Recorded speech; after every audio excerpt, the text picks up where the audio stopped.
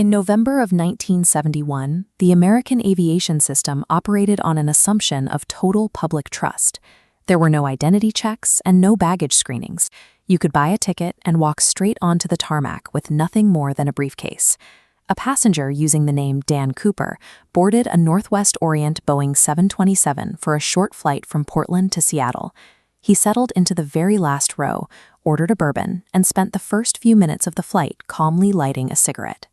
This environment of absolute security laxity allowed an unidentified man to bypass every modern safeguard, effectively walking into the sky with a bomb before anyone realized the system had been breached.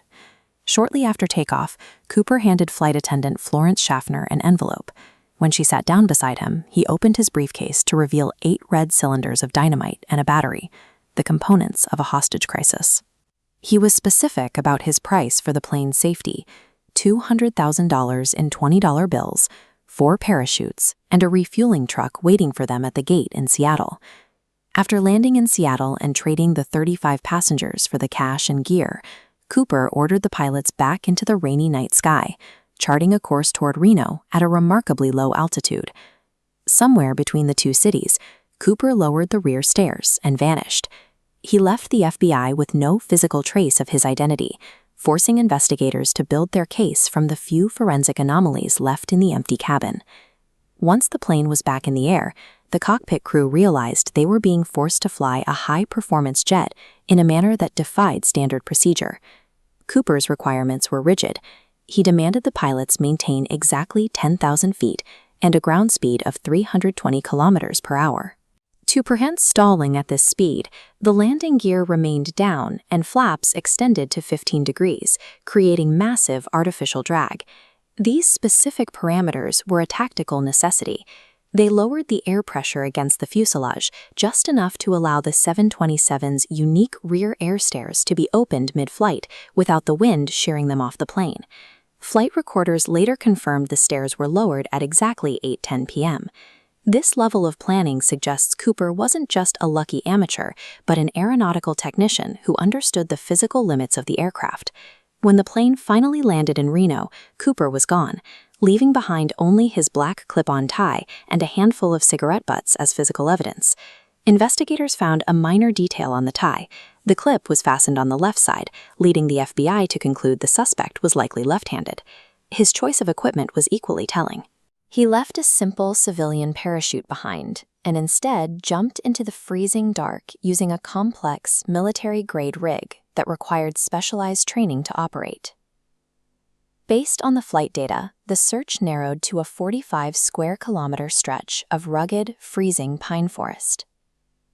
Despite an exhaustive ground and air search, the authorities found an absolute lack of any physical trace in the wilderness.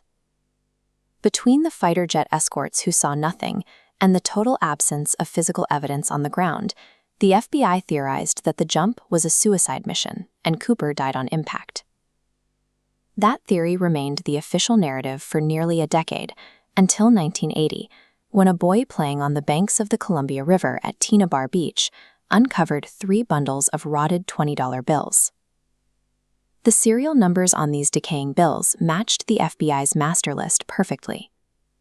It was the first time any of the ransom money had appeared in 9 years. This single piece of physical evidence, rather than providing the expected resolution, completely dismantled the FBI's established timeline and search parameters. Tina Bar Beach is 27 kilometers from the drop zone. Money drifting naturally down the Lewis River into the Columbia is physically impossible, flowing the opposite direction. Strangely, the sand burying the bills was dredged in 1974, 3 years after the hijacking. This means the bills were likely deposited on the beach years after the search ended. Whether the money was dredged up from the riverbed or manually placed there to confuse investigators, its presence created a paradox that the FBI could never resolve.